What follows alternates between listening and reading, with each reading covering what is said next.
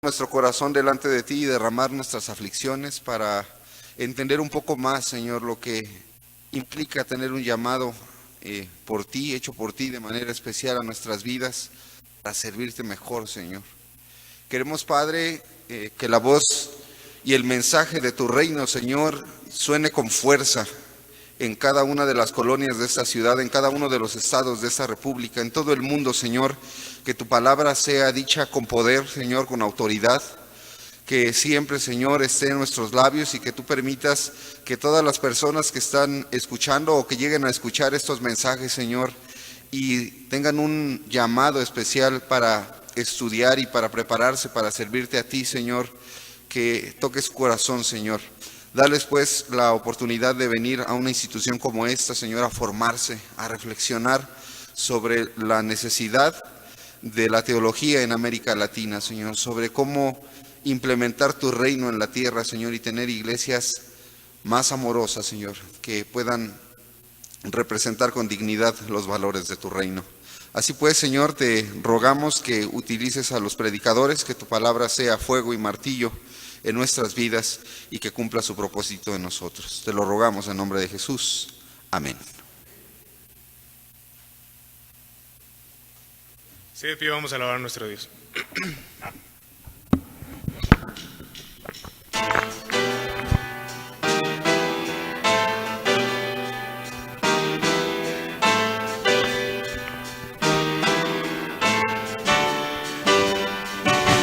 Oh Señor, cuán innumerables son tus obras, has hecho todas ellas con sabiduría. Aún el sol y los astros cuentan tus verdades, me gozo al saber que soy tu hijo hoy. Tú eres mi Dios, te alabaré. Tú me has hecho un hijo tuyo, yo te alabaré. Tú eres mi Dios, te alabaré. Tú me has hecho una nueva criatura, eres mi Padre, yo te alabaré. Oh Señor, cuán innumerables son tus obras, has hecho todas ellas con sabiduría.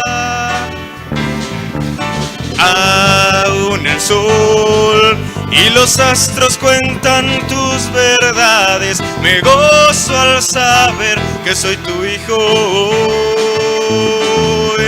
Tú eres mi Dios, te alabaré. Tú me has hecho un hijo tuyo, yo te alabaré. Tú eres mi Dios, te alabaré. Tú me has hecho una nueva criatura, eres mi Padre, yo te alabaré. Nada puede igualar tu grandeza. Dependemos de tu señorío. En ti espera mi vida, mi razón, mi alegría eres tú, oh Señor. Tú eres mi Dios, te alabaré. Tú me has hecho un hijo tuyo, yo te alabaré. Tú eres mi Dios, te alabaré. Tú me has hecho una nueva criatura, eres mi Padre, yo te alabaré. Tú me has hecho una nueva criatura, eres mi Padre, yo te alabaré. Tú me has hecho una nueva criatura, eres mi Padre, yo te alabaré. Pueden ocupar sus lugares.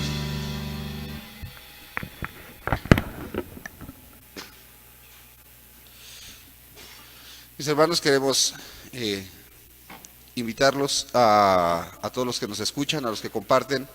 Es parte de la misión del seminario promover la formación de los siervos con el modo de que ellos puedan presentar los valores del reino con eficacia. Así, durante estos días estaremos escuchando varios compañeros del taller de homilética que estarán presentando sus mensajes y hoy corresponde el turno a nuestro hermano Isaac Lozano. Adelante.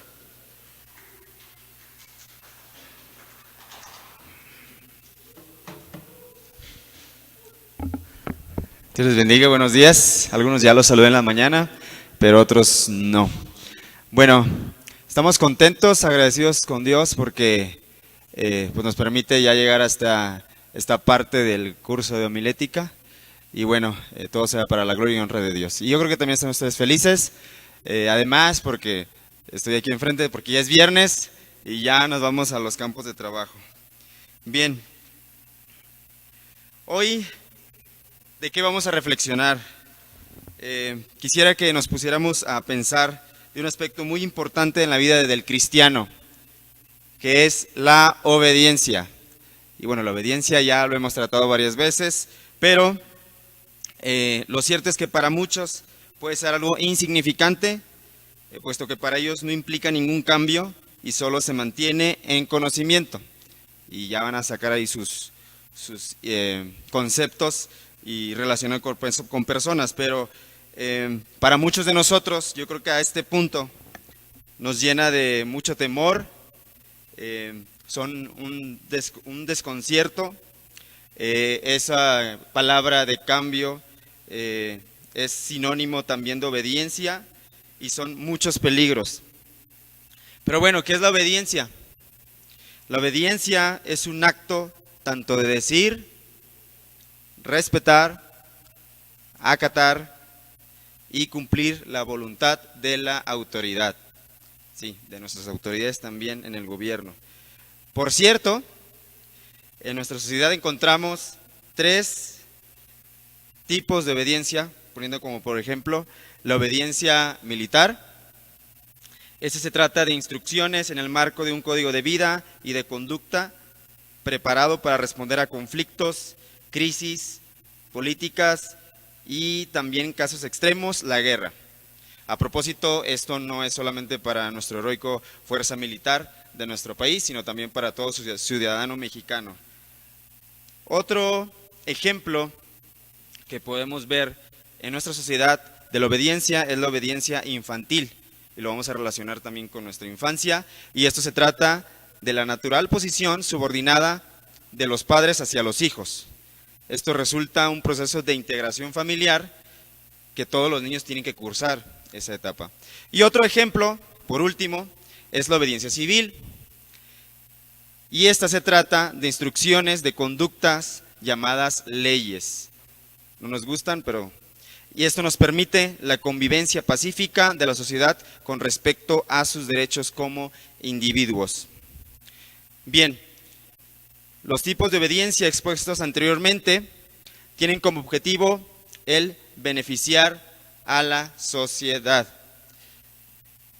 De la misma manera, es fundamental la obediencia en relación de Dios con el creyente. Escuchen bien. Bíblicamente, la obediencia es el medio que Dios utiliza para estrechar la relación de madurez, de bendiciones al creyente. Lo vuelvo a repetir. Bíblicamente, la bendición es el medio que Dios utiliza para estrechar la relación, la madurez y bendición de Dios al creyente. En la palabra de Dios podemos encontrar grandes y muy famosos personajes, como por ejemplo Abraham, Moisés, Daniel, Isaías, entre otros, que han sido ejemplo de obediencia a Dios. Pero esta mañana quisiera que meditemos en un personaje bíblico nada famoso. De hecho, es nombrado pocas veces en la Biblia. Por ejemplo, en Mateo se nombra, está en la historia del nacimiento de Jesús. En Lucas se menciona que él perdió a su hijo en una sinagoga. Y en Juan solo lo menciona como referencia genealógica. ¿Ya adivinaron de quién vamos a hablar hoy? A ver, ¿quién? José, exactamente, José, el padre adoptivo de nuestro Señor Jesucristo. La vida de José de Nazaret encontramos al menos 3 aspectos a considerar en la obediencia a Dios. Y quisiera iniciar con el primero. La primera implicación de la obediencia es la sensibilidad. La sensibilidad. Esto lo podemos ver, si pueden acompañarme, en Mateo 1, del 20 al 23. Es precisamente el llamado de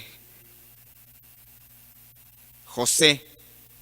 Y del 20 al 23 menciona que un ángel del Señor le reveló la voluntad de Dios por medio de un sueño, que recibiera a María como su esposa, y esto es porque pues ya él conocía que María estaba embarazada. Y como nota, esto hay que recalcar, sabemos que esto fue por medio del Espíritu Santo, no fue otra cosa o que ellos hayan visto anteriormente. En este momento, pues José no sabía cómo se había presentado la situación. Él pensó que era un engaño, una falta, puesto que él quería dejarla de manera sensata, no difamarla. Ahora, ¿podemos imaginar esta escena? Sí, lo hemos visto en la palabra de Dios, pero quiero que lo aterricemos en nuestras vidas. Yo sé que muchos de nosotros estamos en su mayoría solteros. Bueno, eso es lo que decimos todos, ¿verdad? O muchos. Otros ya están casados, pero pueden imaginar los que ya tienen una pareja, un novio o una novia, y se comprometen. Normalmente pasan entre 6 a 1 año, y son para los preparativos. Y en ese año, hombres, que su prometida les diga que está embarazada. O en el caso de las mujeres, que su prometido le diga, ¿sabes qué? Pues estoy esperando con alguien más un hijo. Qué difícil situación, ¿no?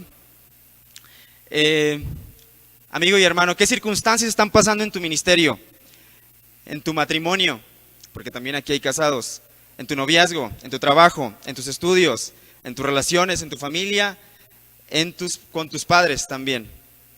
Bien, José nos muestra la manera de cómo mantenernos sensibles a la voluntad de Dios ante estas circunstancias difíciles que suceden en nuestra vida. En el versículo 19, precisamente antes, la palabra de Dios menciona que José era justo. Y justo, cuando es usado en la palabra de Dios, es un sinónimo de 2 aspectos. 1, que la persona era buena. Y 2, que era obediente a la ley de Dios. 1, era bueno.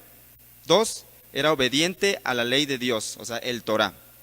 Es decir, el conocimiento de la palabra de Dios. José sabía la palabra de Dios. Entonces, hermanos míos, aquí presentes, nos encontramos en una batalla sin fin de circunstancias en nuestras vidas. Malas circunstancias. Somos bombardeados por la televisión, por el YouTube, los videos musicales sin censura, con sexo, con muchas otras cosas, valores que no van en contra de la voluntad de Dios, con música que es completamente basura, la presión de la sociedad, en nuestros trabajos, etcétera, etcétera. Y lo peor es que como cristianos pensamos que vamos a salir librados de esta batalla sin consultar las Sagradas Escrituras, que es la misma palabra de Dios para nuestras vidas. Entonces, en conclusión, la revelación de la voluntad de Dios en nuestras vidas se encuentra en la palabra de Dios. Y esto yo sé que no es nuevo, pero se nos olvida. Así que seamos sensibles por la palabra de Dios, porque es una fuente confiable, fidedigna y digna de creer en ella. Dijimos sensibilidad por la palabra de Dios. 2. La segunda implicación que podemos encontrar y aprender en la vida de José es la valentía. La valentía.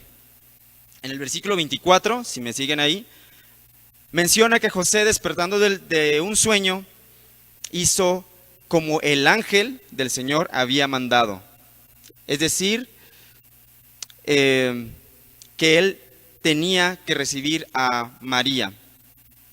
Y nosotros podemos pensar, bueno, es fácil recibir a su mujer, ya se había comprometido, no pasa nada, pero no, tal vez en nuestra cultura, en nuestra sociedad, está siendo muy común, pero en el tiempo de José era muy peligroso. Permítanme explicarles. Si las autoridades se hubieran enterado que el hijo que María estaba esperando no era de José, eso se catalogaba como adulterio. Ok, sí están aquí.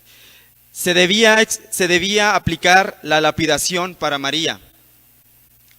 La lapidación, según para esto, la ley judía mencionaba que si en el año de compromiso de una pareja, si se encontraba que la mujer no era virgen, el novio podía denunciar a las autoridades. Pero esperen, si se encontraba falsa la acusación, el hombre debería ser responsable con su mujer. En el caso de que fuera cierta la acusación, la mujer debería ser apedreada hasta la muerte. ¿Pueden imaginar el peligro que esto implicaba para José y María? Esto lo menciona en Deuteronomio 22, solo como un dato. Recibir a una mujer que no conocía, esperando un hijo que no es de él, implica valentía. No conocer el plan completo del futuro del hijo de Dios implica valentía. Huir a Egipto de Herodes con el hijo de Dios implica valentía. En el ministerio, amigo, hermano, ¿qué complicaciones tienes al obedecer a Dios? Pensemos. Tal vez puede ser enfrentarte a salir de la zona de seguridad. Tal vez eso demandaría que demos más tiempo, más gasto económico, más desgaste emocional, mental, convivir con gente que es repudiada por nuestra sociedad, lo que son los enfermos, los vagabundos, los huérfanos, las viudas, etc. Implica valentía. Que esto no es lo que hizo el Señor Jesucristo y que esto no es lo que Dios nos ha mandado a hacer. Porque tuve hambre y me diste de comer y tuve sed y me diste de beber. Ustedes conocen el resto de este hermoso versículo. Enfoquémonos y seamos valientes, que Jehová está con nosotros. Por último, la tercera y última implicación que podemos aprender de José es confiar. Confiar.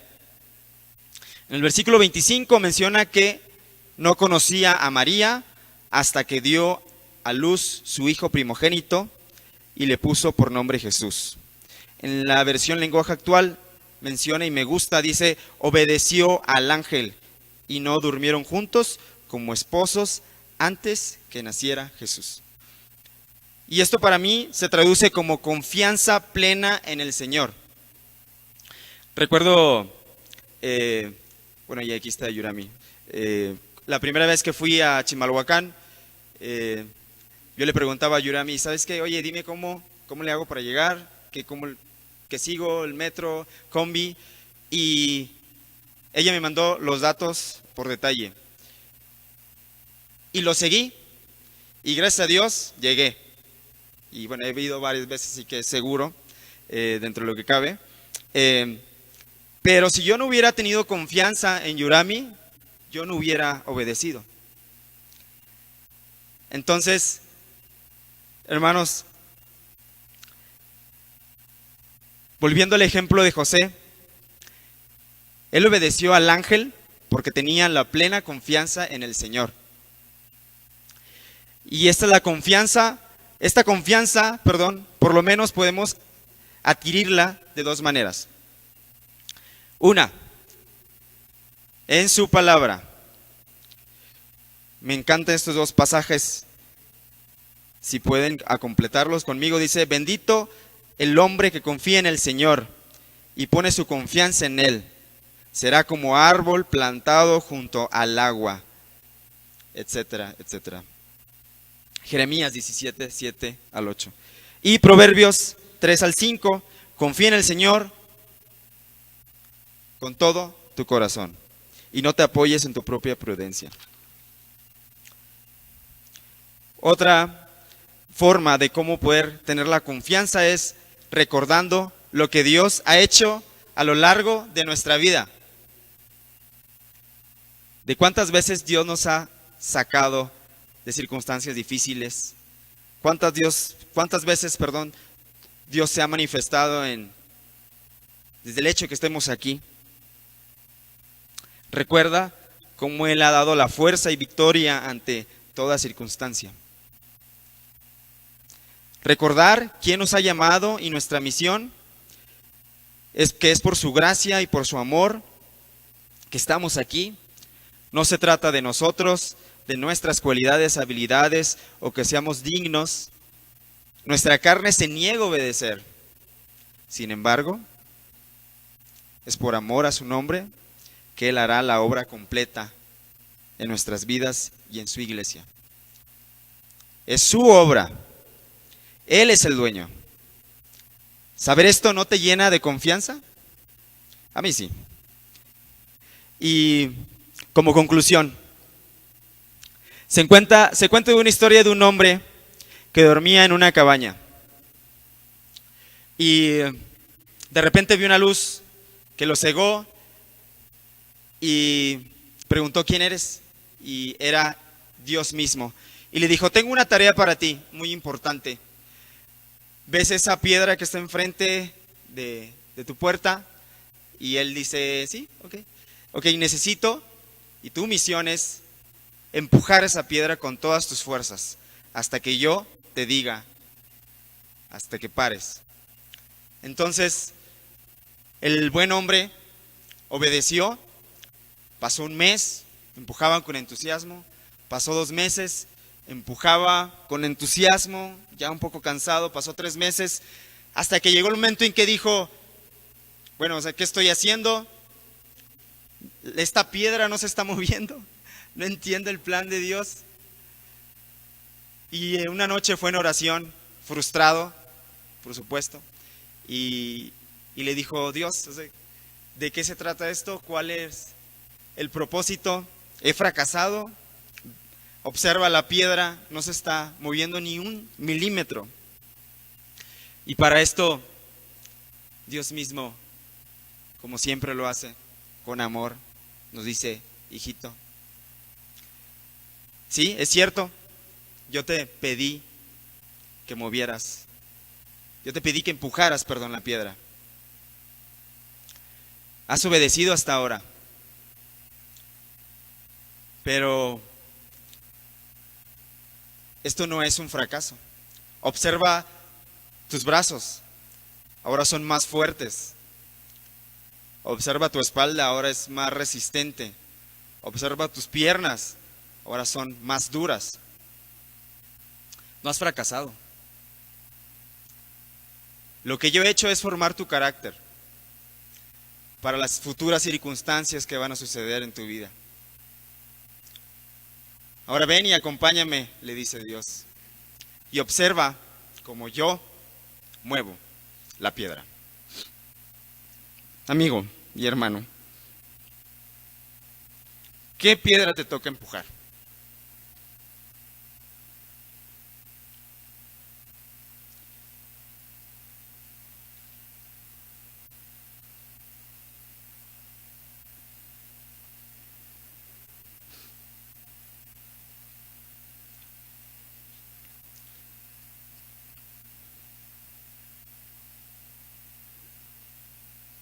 Tal vez nos sintamos como José, un simple carpintero.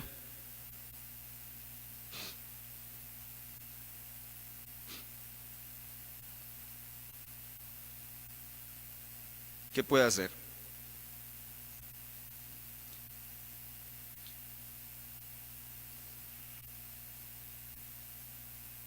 Tienes razón.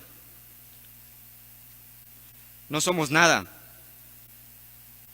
pero obedeciendo la voluntad de Dios en nuestras vidas, podemos ser vasos frágiles, vasos útiles para su gloria, para compartir las buenas noticias de salvación en Jesucristo nuestro Señor. José para muchos es igual insignificante, pero nos enseña que su obediencia lo hizo parte de la historia que ha cambiado el rumbo de la humanidad, el nacimiento de nuestro Señor Jesucristo. Amigos y hermanos míos aquí presentes, les desafío que continuemos obedeciendo la voluntad de Dios en nuestras vidas. No es fácil, pero nuestro país lo necesita. Nuestro país necesita conocer su Salvador. Hagámoslo, es nuestro tiempo. Es nuestra responsabilidad impactar nuestra generación. Hoy aprendemos de José, 1, ser sensibles a la voz de Dios por medio de su palabra. 2, vayamos con toda valentía que Jehová está de nuestro lado. Y 3, confiemos plenamente en el Señor, que Él tiene el control de nuestro futuro. Dios les bendiga.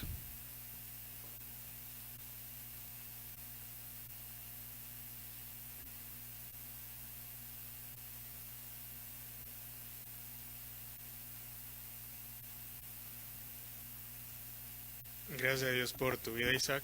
Te siga dando bendiciones. Dice la palabra de Dios: amo a Jehová, pues ha oído mi voz y mis súplicas, porque ha inclinado a mí su oído. Por tanto, le invocaré en todos mis días.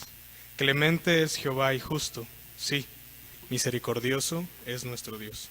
Vuelve, oh alma mía, a tu reposo, porque Jehová te ha hecho bien. ¿Qué pagaré por todos tus beneficios para conmigo? Tomaré de la copa de la salvación e invocaré el nombre de Jehová. Les invito a que se pongan en sus pies y vamos a seguir cantando a nuestro Dios.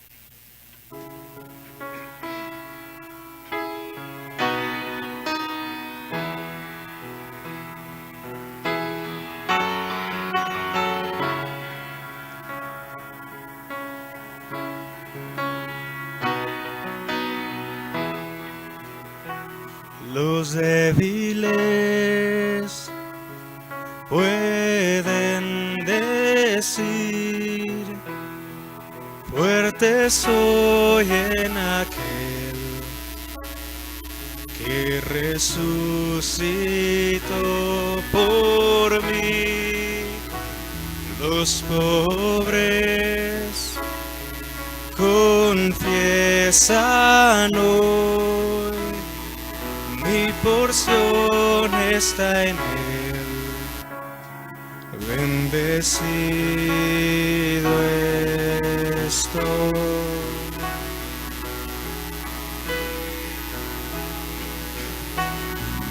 Que arda en nuestro corazón un fuego que consuma todo por ti. Y con los cielos cantaré: eres el Rey.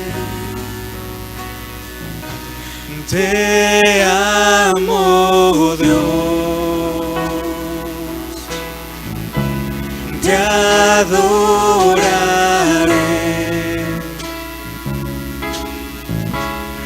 eres Señor, solo tú eres fiel. Tu iglesia es la novia que viste tu corazón al dar tu vida en la cruz. La salvación es de todo aquel que se acerca a ti y recibe tu perdón.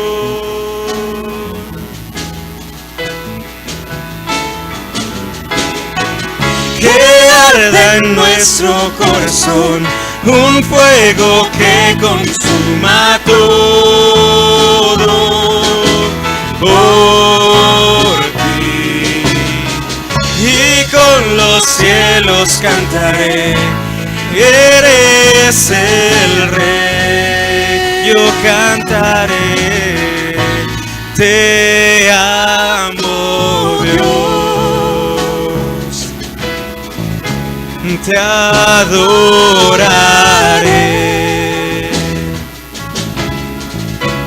Eres Señor,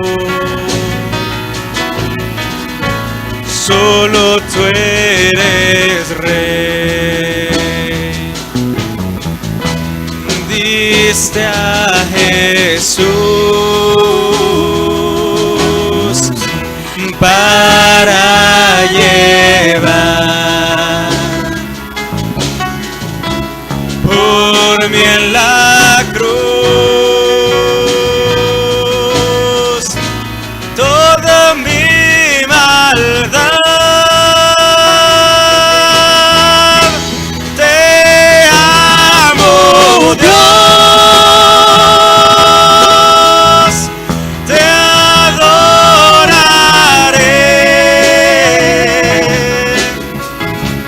Tu amor restauró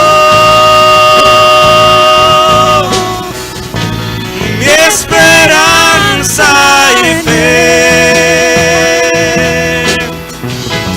Mi vida doy para honrar tu amor, Señor,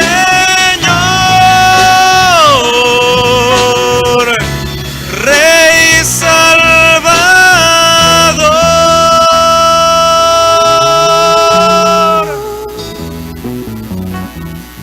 Que arda en nuestro corazón un fuego que consuma todo por ti, y con los cielos cantaré, eres el Rey. Te amo, Dios. Bueno, compartir.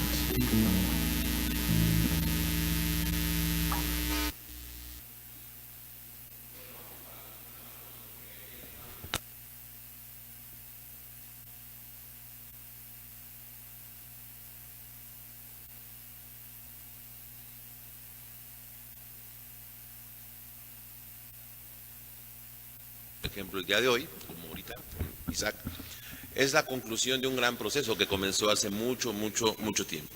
Hasta ayer habíamos visto algunos aspectos sobre el conocer datos y nos vamos a quedar ahí.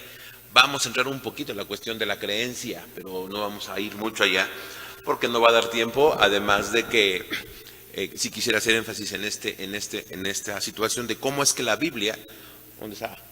¿Cómo es que tenemos esto, no? Generalmente cuando pensamos en Biblia, palabra de Dios, revelación de Dios, tenemos esto y pensamos que aquí está, o aquí fue todo, mejor dicho. Pero la verdad es de que esto tiene una historia atrás que concluye en esto. Pero no acaba aquí, sino esto continúa hasta que hoy escuchamos una voz que salió de Isaac en base a lo que él aprendió aquí. Entonces va más allá que solamente el libro. Así es de que para entender un poco esto quisiera compartir un concepto importante que deriva de un término en hebreo que se llama, que se oye así, dabar. El término dabar, algunos de ustedes ya seguramente lo han escuchado en sus clases. Dabar es el término hebreo que se traduce de dos maneras en la Biblia. Dabar se puede traducir como palabra y dabar se puede traducir como acto o acción. Ahorita están las dabar de Daniel, pero si yo me pongo a arreglar mi auto, está también un dabar de Daniel arreglando el auto. ¿Sí me explico? El término dabar significa entonces palabra y también significa acción. Ahora, cuando se trata de Dios, el dicho y el hecho van juntos. Cuando Dios habla, hace, y cuando hace, habla. En nosotros no es así. Hablamos y entre el dicho y el hecho a veces hay un gran, pero gran trecho. En cambio en Dios, el dicho es hecho y el hecho es dicho al mismo tiempo. Ese es el concepto, digamos, del término y de la palabra allá en el Antiguo Testamento, y obviamente se viene la misma idea al Nuevo Testamento. Ahora, bajo esta premisa, habría que preguntar, bueno, bajo esta premisa entendemos un poco Génesis 1. De hecho, ahí está, porque dice, y dijo Dios, sea la luz, y al mismo tiempo fue realizada o surgió la luz. Entonces, con esto en mente, la pregunta de los 64,000 pesos es, ¿cuál fue el primer evento o palabra de Dios que da origen, o cuál fue el evento o la palabra de Dios que da origen al Antiguo Testamento? ¿Y cuál es la palabra y el acto de Dios que da origen al Nuevo Testamento? Y luego veremos la relación. ¿Qué fue lo primero que sucedió? Que al mismo tiempo fue revelación, que fue palabra y fue acto. En el Antiguo Testamento fue el Éxodo. Y de allí parte el surgimiento del Antiguo Testamento. ¿Por qué? ¿Cuáles son los primeros libros que se escriben del Antiguo Testamento? Ayer lo vimos. ¿No? Los primeros libros que llegan a ser considerados y en los cuales se empieza a registrar esto es el Pentateuco. Son los primeros que llegan a la canonización. Es ahí donde comienza esta idea muy nuestra que es Biblia, es revelación y palabra de Dios. Nota entonces que primero fue el acto y luego fue el libro. Primero fue el acto y luego se escribió. Podríamos pensar, bueno, ¿qué de las historias de Génesis? Las historias de Génesis se escriben para explicar el Éxodo. Ahora sí me explico. No hubiera habido Génesis, el libro Génesis, si no hubiera habido el evento Éxodo. ¿Por qué? Porque ¿qué es lo que hace Moisés? Registra, explica los hechos de Dios y está explicando la salida de Israel por parte de Dios, guiados por Dios de Egipto, y entonces empieza a explicar desde dónde comenzó. Pero la razón por la cual se escribe Génesis es porque ya ha ocurrido el Éxodo. Y se escribe para explicar la libertad y la salvación. Entonces, cuando leemos Génesis tenemos que tomar en cuenta esto para poder interpretarlo mejor. Y si lees con atención Génesis 1 otra vez, está escrito la creación en términos de redención o salvación. Porque dice que estaba la tierra, creó Dios los cielos y la tierra, e inmediatamente dice que la tierra estaba desordenada y vacía, y comienza a hablarse de la creación como una especie de salvación. ¿Por qué? Porque el contexto, cuando surge el libro de Génesis, es que acaba de suceder, o tiene poco que sucedió, la salvación de Israel al salir de Egipto. Ahora bien, ¿qué es lo que viene después? Todo lo que después viene es explicación, anuncio, proclamación y enseñanza de lo que surgió de ese evento, que es el pacto y la relación de Dios con su pueblo. Todo el resto del Antiguo Testamento es la descripción, análisis, anuncio, proclamación de el pacto de la relación de Dios con su pueblo que se originó en el evento denominado Éxodo. Ahora, todo eso muy al inicio se transmitió oralmente, se pasó de boca en boca y de generación en generación, y después se fueron haciendo colecciones y después ya quedaron escritas en los libros que ahora tenemos. Pero por ejemplo, cuando Moisés cuenta la historia de Abraham, ¿de dónde la tomó? A veces creemos que le pasó como a Mahoma, que allá en el monte Oreb Dios le dijo lo que había pasado con Abraham, y no fue así. Moisés toma de eso, de lo que escuchó o de lo que probablemente había registrado en su historia como pueblo de Dios. Y como Abraham no escribió lo que le pasó con Dios, se lo tuvo que haber contado a Isaac a Jacob y Jacob a sus hijos. Y seguramente allá en los 400 años, cuando los israelitas estaban en la noche descansando de la ardua tarea de andar haciendo ladrillos, probablemente los ancianos contaban de Jacob y el ángel, contaban del encuentro de Jacob y Esaú. En la memoria quedó. Ahora, la pregunta es, ¿ellos sabían que lo que estaban contando iba a ser después puesto en un libro? ¿Iba a ser considerado palabra de Dios y revelación de Dios? Eso ahí se los dejo. Porque si recordamos que el evento histórico es revelación, ¿quién sabe ellos qué entendían de eso? Pero lo cierto es que así fueron todas las cosas, hasta que los libros quedaron establecidos.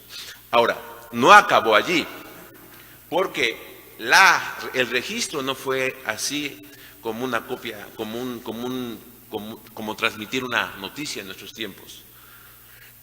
Lo que se contaba y se transmitía era para dar identidad al pueblo, para saber quiénes eran y para dar formación a las futuras generaciones. Entonces, estos contenidos tenían una intención formativa, aún desde antes que quedaran escritos. Ahora, entendemos que Dios fue guiando todo el proceso. Llegó el momento en que los autores, los autógrafos, así se llama, o sea, quienes escribieron ya al final lo que ahora tenemos, Dios los inspiró. De ahí viene la idea de la doctrina de la inspiración. Ya entró al tema de lo que creemos en relación a la Biblia. Pero hasta aquí quisiera dejar esta situación en cuanto, o clarificar un poco más. Pensemos ahora en el Nuevo Testamento. ¿Cuál fue el evento? Y aquí es más fácil, del cual arranca todo el proceso que va a concluir con la formación del canon. Es claro, es el evento de Jesús, su encarnación o su nacimiento. Históricamente sería su nacimiento, su muerte y la salida de la tumba. Y teológicamente, es decir, la interpretación de esos eventos es la encarnación, la salvación en la cruz y la resurrección de Jesús para nuestra justificación. Entonces, si notas cómo hay elementos históricos que son interpretados y enseñados y proclamados, entonces en la Biblia tenemos lo que es la historia, tenemos la literatura, porque eso se fue escribiendo de manera literaria con ciertos aspectos de estilo y de intención literaria, y también el aspecto teológico, es decir, la reflexión de lo que Dios estaba haciendo a través de esa historia y a través de lo que se iba escribiendo. Entonces, hablar de la inspiración de la palabra de Dios y de cómo la dabar de Dios queda en la Biblia o llega a la Biblia, es todo un proceso. Entonces, para poder captar un poco más y saber manejar o tener mejor manejo de los elementos o de los términos, es importante separar un poco lo que es Biblia de revelación o palabra de Dios. Biblia es ya el documento como tal, el conjunto de documentos. Y palabra o revelación es el acto de Dios en dicho o en hecho que muestra cómo es Él. Y siempre esto fue en un acto histórico. fue en un evento de a de veras que ocurrió. No es al revés, no es algo que vino a la mente de los autores, lo plasmaron y después así se intentó describir la realidad. No fue así. Desde el inicio, cuando ocurre lo que ocurre, se entendió que Dios allí se estaba revelando, estaba hablando, se estaba mostrando. Cuando eso, a través de este proceso de transmisión de oral a lo escrito, y eso llega a la Biblia, entonces por extensión, la Biblia es revelación y palabra de Dios. ¿Sí me expliqué? ¿Por qué? Porque explica, enseña, registra, selecciona, interpreta el evento histórico al cual hace referencia. De manera elemental o primaria, el Éxodo en el Antiguo Testamento y el evento Jesús, que así se llama en algunos términos, en algunos círculos, el evento Jesús para referirse desde su nacimiento hasta su resurrección y las consecuencias históricas de esto, que fue el ¿qué? El surgimiento de un pueblo que se llama iglesia. Y nota cómo ocurre ese paralelo en el Antiguo Testamento, porque el pacto que Dios hace con Israel provoca el surgimiento de un pueblo, que es el pueblo de Israel. Ahora, en la historia del pueblo de Israel, todas estas cosas que iban sucediendo y que se iban interpretando, se empezaron a entender como una promesa de que Dios intervendría de manera definitiva para terminar de salvar o cumplir la salvación prometida al pueblo y prometida también a la humanidad. Y entonces eso es lo que se conoce como el desarrollo del mesianismo en el Antiguo Testamento. Cuando fueron viendo que las cosas no eran tan bien o no iban tan bien en la misma historia del pueblo, se comenzó a entender que Dios entonces estaba prometiendo. Y cuando vamos al Antiguo Testamento y después, ahora sí que a todo lo pasado, los seguidores de Jesús entendieron que Jesús de Nazaret cumplió lo que se prometió. Y aquí entramos otra vez a la cuestión de creencia. ¿Qué creemos? Creemos que el Nuevo Testamento es cumplimiento de lo prometido en el Antiguo Testamento. Y noten cómo evité la palabra profecía. Si hablé de mesianismo y hablé de promesa, porque es mejor entenderlo así que como profecía, porque en el lenguaje coloquial, profecía es vaticinio. Profecía es como Nostradamus, así lo entendemos. Y yo no digo que no hay elementos de vaticinio en las promesas, porque en toda promesa siempre va hacia el futuro y esperas que se cumple algo, pero no es esencialmente vaticinio, sino es promesa y promesa de salvación. Entonces todos estos conceptos repercuten en nuestra, y voy a emplear un término así muy teológico, en nuestra soteriología, en lo que venimos a proclamar y que Isaac nos dijo hace unos minutos. Todos esos elementos desembocan cuando proclamamos la palabra de Dios para salvación o para edificación. Por eso es que la Biblia llega a adquirir esa importancia y esa centralidad en nuestras vidas. Ahora nosotros, y como bien dijo el hermano Jesús al inicio, estamos aquí en gran parte porque hay que aprender a comunicar. Y la clase de homilética, esa es la intención. Ahora viene la pregunta, ¿dónde está la inspiración en todo esto? Pero voy a ampliarla más, ¿dónde está la acción del Espíritu en todo esto? Llámalo como lo quieras llamar en el diferente proceso. Lo que sí es de que somos parte de ese proceso. A Dios le ha placido que nosotros proclamemos eso que se registró. Pero hay que recordar que eso que se registró, se interpretó y se enseñó fue un acto de Dios en la historia. Y si traemos eso para acá, entendemos nuestra historia como acto y revelación de Dios. Y entonces en nuestra vida cotidiana, todo lo que nos sucede debemos de interpretarlo como la voluntad y revelación de Dios para nosotros. De hecho eso dice Romanos 8, ¿no? Todas las cosas son para nuestro bien. Todo lo que nos sucede. Y si todo lo que me sucede es para bien, habré de entenderlo como revelación de Dios para mí. ¿Sí me explico? No estoy diciendo que Dios está trayendo nueva revelación o lo que me ocurre a mí lo tengo que canonizar. No, ese es otro asunto diferente. ¿Y por qué? Porque con la Biblia yo interpreto mi historia, no al revés, que esa es la postura pentecostal o carismática, de que yo someto lo que me sucede, lo que pienso, lo que siento de lo que me sucede, esto lo pongo sobre la Biblia. No es así. Cuando lo que me pasa lo reflexiono y lo someto a la autoridad de la Biblia, entonces sí puedo interpretar cómo Dios ahora me habla. Y algo más, cómo Dios ahora a través de nosotros habla a su pueblo. Vamos a ponernos en pie, vamos a orar, vamos a tomarnos de las manos y a pedir al Señor que nos acompañe en este fin de semana a comunicar efectivamente la palabra de Dios. Gracias, Isaac. Que Dios te bendiga. Ya puedes respirar.